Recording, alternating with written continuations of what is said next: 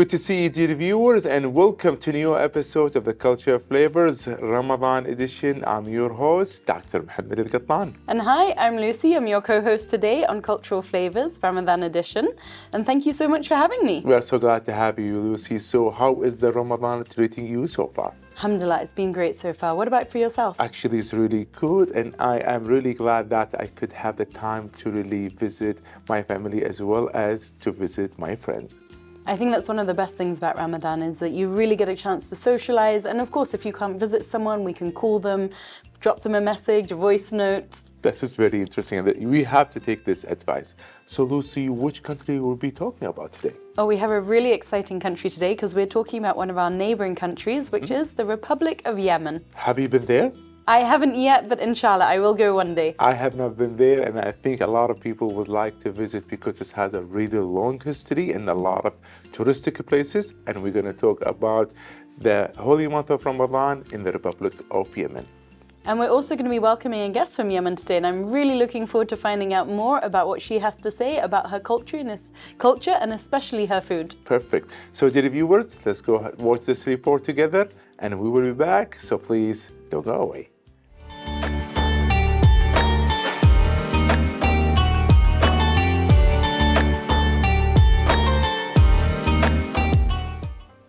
Yemen is a captivating destination in the southwestern part of the Arabian Peninsula, known for its rich cultural heritage, unique cuisine, and breathtaking natural landscapes. Yemen is home to charming cities, of which most important are Sana'a, famed for its traditional stone houses and an old cityscape that's like stepping back in time; Aden, known for its beautiful beaches and historic port; Taz, characterized by historic homes and narrow streets, and many more. Arabic is the official language in Yemen, and Islam plays a significant role in shaping the culture and daily life of the people. Traditional clothing is still widely worn. Traditions remain deeply rooted in Yemeni culture, and Ramadan celebrations are no exception. It is a time to celebrate and eat nice food with family and friends. Iftar rituals in Yemen's cities are truly special. For many Yemenis, the flavor of Ramadan is most distinct on dining tables, as it reveals their heritage and the various unique customs of their ancestors. Just before the evening call to prayer, mosques are transformed into public meeting places where Yemenis gather within designated and specially prepared areas to set out their iftar meals. Visitors and strangers alike are invited to join. In villages, households often send food to the local mosques to be distributed among strangers and the less privileged.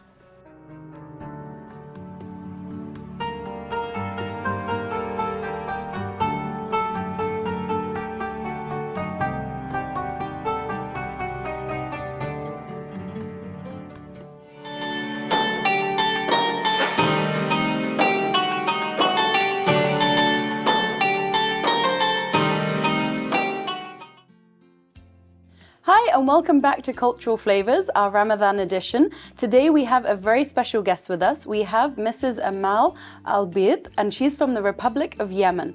Hi, Eman, welcome to the show. Thank you for hosting me. We are so glad to have you, Emil, talking about a really unique and interesting topic, which is the holy month of Ramadan in the Republic of Yemen. Looking forward to the discussion. So we'd love to know a little bit more about yourself. So please, we'll let you take the floor. So my name is Eman Marafie, and I've been born and grew up in Yemen. I moved between different governorates, central, south, and north. I come from a legal and gender background. I started working with UNHCR around 14 years ago.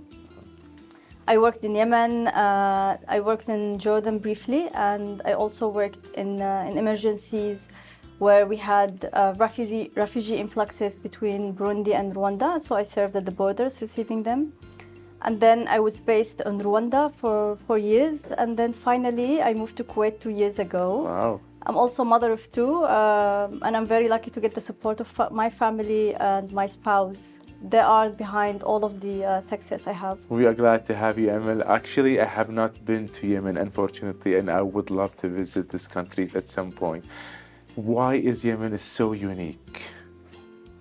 Well, since I'm Yemeni, I find so many good things in Yemen, but for good reasons as well. Yemen is also among the oldest and ancient civilization in the region. Correct. The location of the country as well. It has a view over two of the important seas. It has one of the most important trades, Bab al-Mandab. I'm sure you're following the news. Yeah. Also, we have very particular architecture. We have some of the historical and tourist destinations. For example, like the Sun Temple of Sheba. We have the old city of Sana'a. We have Socotra Island as well. And we have Shibam, what is it, like the skyscrapers, and they're saying this is among the oldest. Dar Hajar, which is the house of stone. So too many historical places to mention. And also, it's important to note that the people there are very kind and hospitable. They like to interact and socialize with different cultures. They're very open to that. And very interesting and nice cuisine as well. Correct. Quite different. Mm-hmm. So you've already told us a little bit about what is famous from Yemen.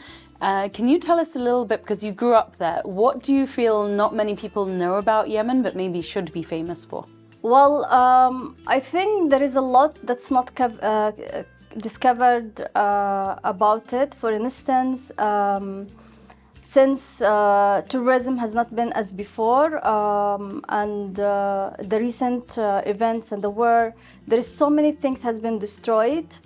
But then it's also always important to remember that at some point Yemen had a very good culture and very important things to export. For example, like the agriculture, not so many people know that we have the coffee bean. Correct. We have over 40 types of grapes. Nice. We have very kind of like quality fruits of, for example, like mango, watermelon. I see sometimes pomegranate. I see them sometimes in the market, Correct. but they're not as supposed to be. Also, really, they're really delicious, though. Yeah, because they are organic. Yeah. We don't really. So Amel, I would add something that I really like in Yemen, which is the honey. Yeah. Honey is really popular in Yemen. So I don't know if you have tried it, Lucy, but it's really good quality. Indeed, yes. And they do come from my area of origin, but there is also other types of honey now from a place called Hussaini. Yes. And that's also very, very delicious. So we would like to talk about now more specific toward the holy month of Ramadan. I would like to know about what people usually do before or as a preparation for the holy month of Ramadan in Yemen. So preparation goes sometimes months ahead before the month starts. For instance, women do start preparing the dough for baking samosa. They also start looking for example, we have a very traditional soup that's made of wheat, and it takes a little bit of preparations for it to be ready. We have one also type of appetizers that we serve on the table that's called bagya, and also it requires some works ahead. And when the month starts to approach, then there is a very interesting ritual. It's called what the self craves. It has different names around the Arab countries, but it's basically a feast where people come together and then bring whatever they crave before Ramadan, before the fasting. And when Ramadan is announced, then usually children start with the fireworks. So, you know, like Ramadan is the next day. Exactly. And then Ramadan's coming. Exactly, yeah. Strong statement. And then, for example, in Aden, we have children going around with metal containers filled with small stones. So when they move around, then you hear all of this noise, so you know that's also an introduction for the month. And in the old city of Sana'a, you see, kids moving in a group with lanterns around the city, singing certain songs, traditional ones, and then finally end up in a location where they play certain games and then go home. This is interesting. Do people still do that, or the newer generation is actually not as much as the older generation? Well, it's I think when with the urbanization started to get less and less, people certainly in certain locations still keep the same flavor for the holy month. For example, in the old city, you can still find many rituals still in practice. But when you go to, for example, the new areas, urban areas, then you find this is getting less and less as before. So I have a question, I think, leading perfectly from what you just said, which is, during the month of Ramadan, how do your lives change? Upside down. So what usually is done in the day, then it moves to the night. Empty life during the day. Starts a little bit in the afternoon, where people start, to go and get what's needed for the iftar. And then super busy at night. I think similar, I've seen it also happening the same in Kuwait. Correct. But yeah, I mean, for a good reason. We know, like, people get energetic after having food, but also most of the, like prayers, Taraweeh prayers, most of the visits, social life starts all after sunset. Very interesting. Let's move on to cuisine. I would like to know, are there any particular meals that you have in Yemen? It's different from the rest of the year. Well, many of these plates are actually served throughout the year, but sometimes we do reserve some and focus on them, on certain types of food to be served on the table of Ramadan. For instance, have you heard about shafood? No, I'm not. Nope. I'm not. So this is, for example, in almost every house. So what is that? So what's contained? So it's a type of bread that we have. It's called lahouh. Okay. It looks like the injera a little bit. Okay. The Ethiopian injera.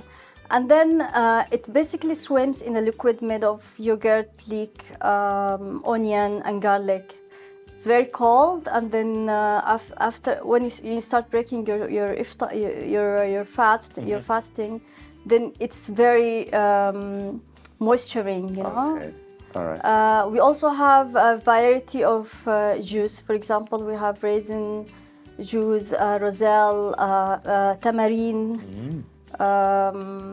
barley, and also the traditional. We have sambusa, of course, and what I mentioned, like the bagya, which is similar, which is made of beans.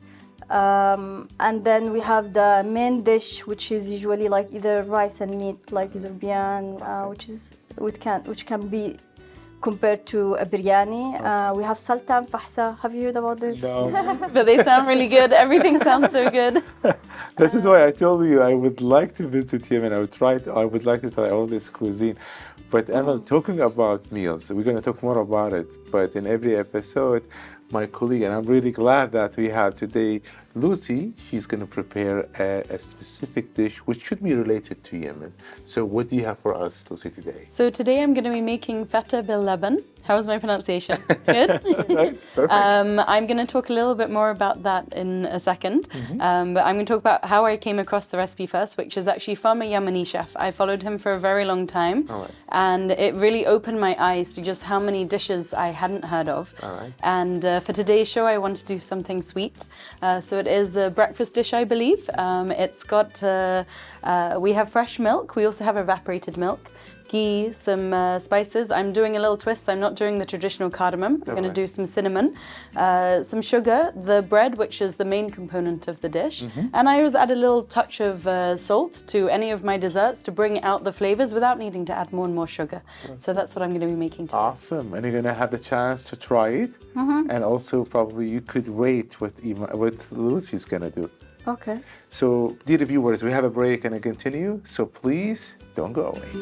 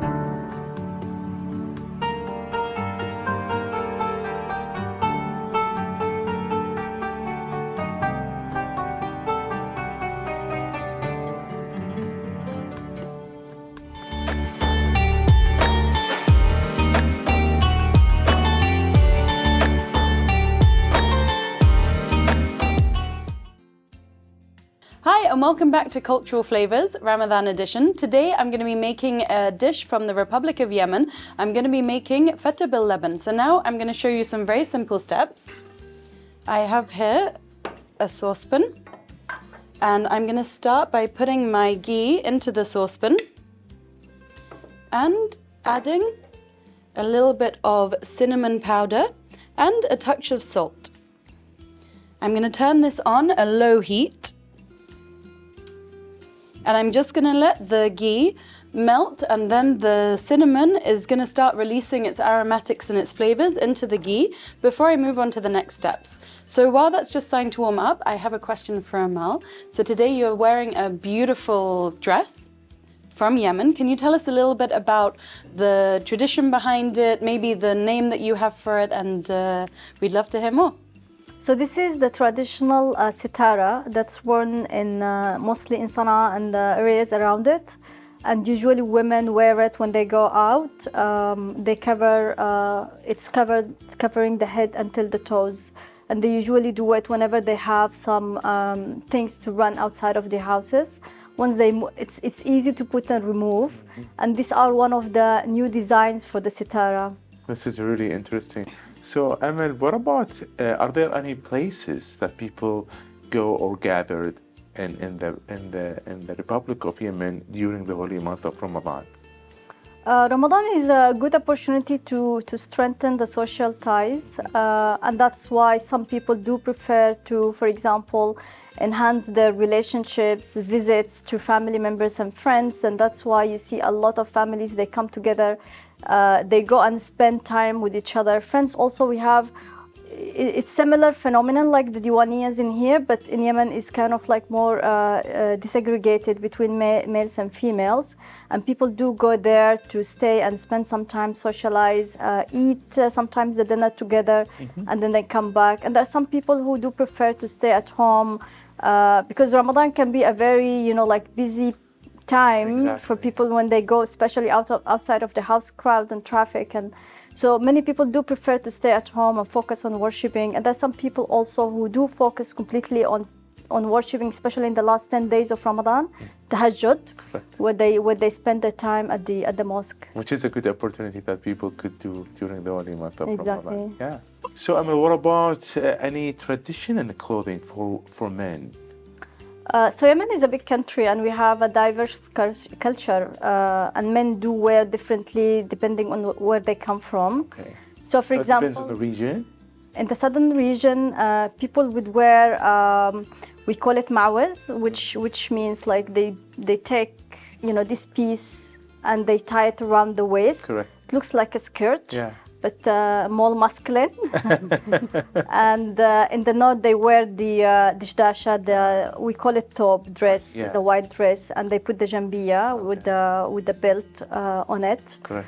And then people people in the south and the central parts of Yemen have different colors of the ma'waz. So depending where they come from, you'll see the colors refer to that location. For example, in Hadramaut, people wear flashy and colorful ma'waz, for example, like in green, in pinkish, in reddish, bluish. And you see like the colors are kind of, like very lighting. But while in other areas, like for example in Adan and the southern other parts near Adan, you will see more of a darker colors. Right, it's interesting. Yeah, I had no idea that you had all the kind of, I've seen the traditional dress, but I didn't know that from different regions that there was different styles. And I think like in Kuwait, it's a small country, so it's very across the board, like the men's dress. Yeah. And I believe you were referring to the decorative knife that's often kept, correct? Mm-hmm. Yeah, can you tell us a little bit more about that item? Because is it something that's used on a practical level, or is it something that's more of a decoration? Well, it's the daily wear for men in the north. Can you tell the difference between them, or do you think it's the same dagger?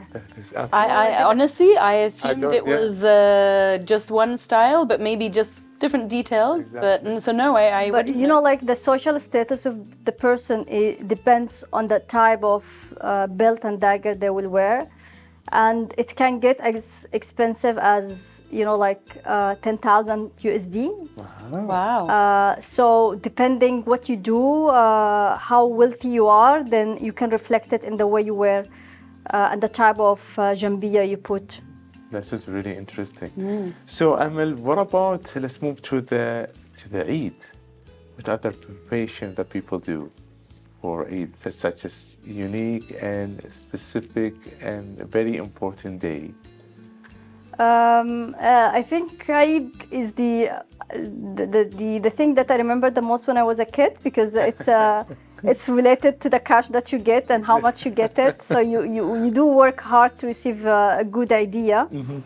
And before, in the last days of Ramadan, then there is this habit or ritual, and it became an obsession for women in houses, which is cleaning before every Eid, and it's a very thorough and deep cleaning for the houses.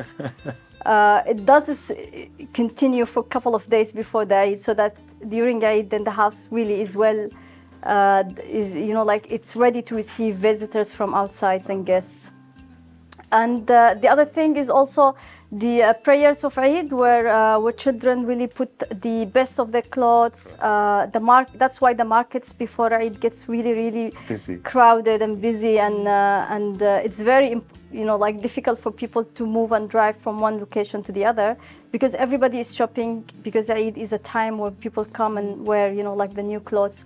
And during the prayers of Eid, that's one of the highlights of the Eid, because everybody goes there. That's when they actually start greeting each other, start the celebration of Eid, meet the neighbors, and they usually designate the biggest mosque in the neighborhood for that prayer. And then people come back, and then the Eid meal is one of the things that you will work for very many hours to prepare. Wow. And then the first day of Eid is known to be for the family and relatives, and the second day for going out and spending time outside. Having a good time. Exactly. And the third day is also the same, like you go and you spend time with the kids outside, playing outside and all of this. And then one thing is, again, like the fireworks during Eid, very well-known activity for the kids. The board games outside, you see kids playing outside. Neighbors, they come, and it's similar to the Garga'an, but during the Eid also, like, kids move from one house to the other looking for idea in the same neighborhood. Nice. It's such a nice way to to support and to celebrate together as a society. That's very interesting. So, I mean, what about, let's see, how is Lucy doing so far? So we're doing good over here. Our ghee is now melted and our cinnamon has started to release all of its flavors. I think maybe you can smell it in the studio now. Yeah. So I'm now going to add in our evaporated milk. Okay. It's going to come in like this. Over here, I have some sugar that I'm also going to add in. So that's going to melt into to make the sauce. And then I'm also going to add, and I need my measuring spoon, my cup, sorry. Okay. I'm also going to add 2.5 cups of milk. This is actually goat's milk. I like using it as an alternative. And the ghee and the milk are both local today. All right. So, Lucy, everything has to be measured correctly, or you could do it like approximately? Honestly, when you're cooking at home, make it with love. A little doesn't matter. extra of this, a little less of that, because you're going to be tasting as you're going. We don't want to make it complicated, right? Yep. Like there's always a, especially if you're making something like this, like we're not going to be putting it in the oven, so we can be a little bit more casual. I think this kind of recipe is something that's great to make with kids. It's very simple, it's very safe. Aside from when I chop up the bread in a little bit, it's a very easy recipe for young children to make as well, and a lot of fun. This is interesting. So let's touch, Amal, about sweet. What people in Yemen eat as a sweet? There is a dish that's called Bint al-Sahn, the daughter of the dish. And what is that? So it's a layers of dough put together. Okay. And then at the end, you see it like on the top of each other, and you put honey on them. Oh, that should be probably, this is someday you should prepare this sweet. Yeah, I'd love to give it a try, and I'd love to try some of the other dishes that you mentioned earlier as well. Perfect. But now is the perfect time for us to take a break. We'll be back soon.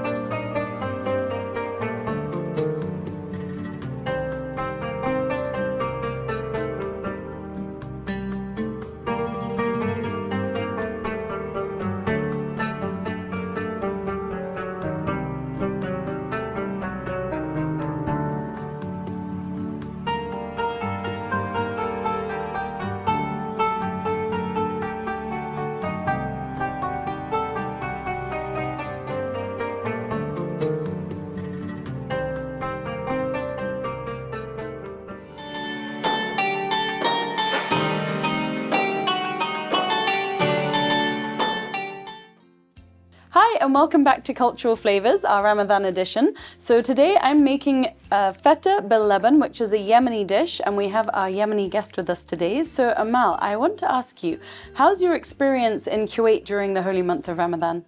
I love it. Ramadan in Kuwait is very, very nice. I love the diwaniyas and ghabgat. All I right. feel like during the ghabgat, women do dress up in a style of, 1,000 night and night. Very, like Styling. classy and stylish and chic. So I love that. It feels like Wonderful. you're in a movie. And one thing that I like also in Kuwait is the generosity of the people in Kuwait. So it happens that each time I go home from work, I pass through some houses on the way, and I see them distributing packages of food to whoever passes and whoever comes through towards them. Exactly. And this is something I have never seen before anywhere. So I think that reflects how, caring and generous the people of Kuwait are. And it reflects also the spirituality of the month and the soul of Ramadan, Correct. which is about looking after each other and, assisting those in need. And I think it creates a beautiful sense of equality as well, because the distribution isn't for anyone in particular, it's for everyone. Exactly. So whether it's someone from a different faith that's, on their way home, like during the time of breaking the fast, they'll still receive a beautiful little gift, and it's normally water, laban, dates. Exactly. And I think it's wonderful, like especially like if you're running late and you're like looking like, we don't want to speed when we're fasting. Exactly. We have to play it safe, especially when we've been fasting for many hours. Perfect. So you mentioned the generosity of Kuwaitis. So I have a question, which is, have you ever broken your fast in a Kuwaiti household? And my lead-on question, what was your favorite dish? Breaking my fast, I haven't experienced that, but I did have dinner during Ghabgaz with Kuwaitis and non-Kuwaitis together, and I like that spirit and I like the experience. I think it's one of the highlights of the month in Kuwait. Everybody should try it. And my favorite dish is majbouz. Majbouz. Ooh, classic. The classic one.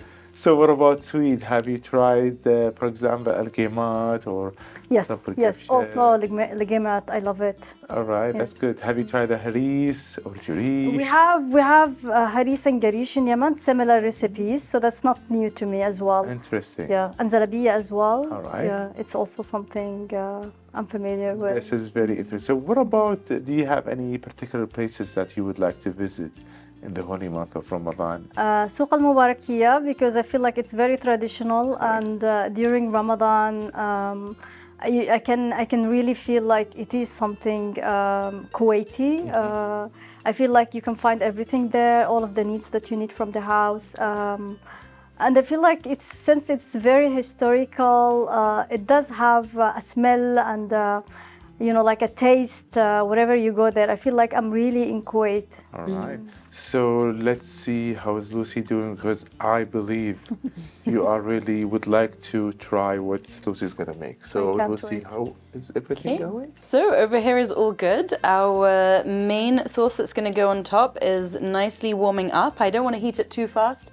I don't want it to bubble over. I want it to heat gently, so we're not like burning the sugars inside. So that's on a nice gentle heat. Perfect. And then the base of our dish, I'm going to take out from the oven now. So I've been cooking and toasting our bread, which is now beautifully toasted. This is going to be the base of our dish. All right. So this is a traditional Yemeni bread called khubz tawa. So the two components, like I mentioned, a very simple dish, great for kids. I cut this up. You could have kids tearing it if you don't want them using knives. The base of the dish goes into the bowl and then the sauce goes on top. So we're going to come back to that in a minute, but I think we've got another question for Amal first. Which is, during the month of Ramadan, do you follow any particular diets or try and keep a certain lifestyle to be a little bit more healthy? And Well, diet of Ramadan is very challenging. For everybody, probably. Exactly, because you're fasting the entire day, and then here it comes, the food, and then you're craving everything. And then sweets, like you have so many sweets that's very particular to Ramadan. So how can you stop yourself? Exactly. But my husband and I, we tried really to to behave and try to make ourselves a bit disciplined. So we start with dates and yogurt, salty yogurt. And then we take some soup and green salad. Sometimes we put also some sambusa on it next to it as well. And then we stop food there, and then we give it a break for a couple of hours, and then we have our main dish. Very good. And that's it, khalas, until the next day. Oh, that's good. Yeah. Perfect. Yeah. So, Lucy, are you ready to serve? Because we are almost hungry, I think. yeah, absolutely. So let me just grab my serving dishes. Okay. And I'm going to turn the heat up a little bit. Yeah, this is looking beautiful. All right.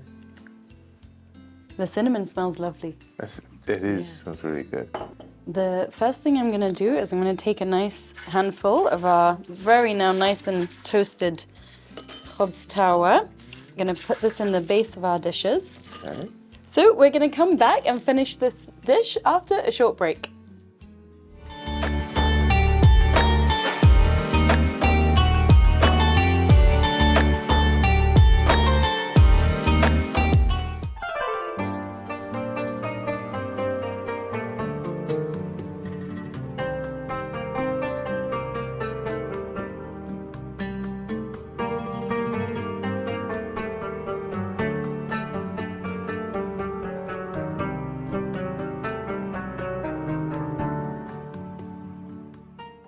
So as we said that haris and yirish are one of the most popular dishes during Ramadan, we come to how they're made. So they are made using these pots, or depending on the quantity that you would use, you'd either use these or these. The conical shape of it helps the cook beat the wheat grains to get the consistency needed for haris and yirish.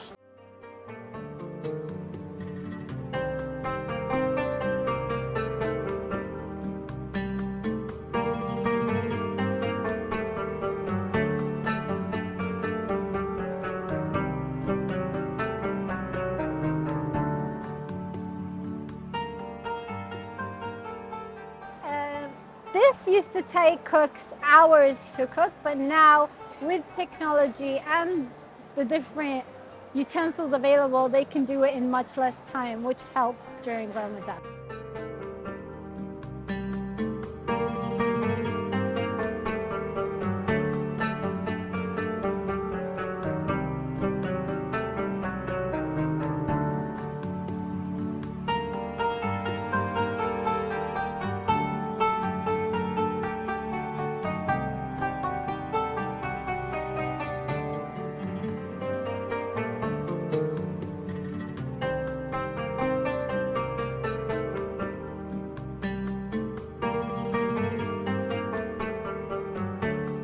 Hope you've enjoyed Ramadan prepping with us, and we wish you a happy Ramadan.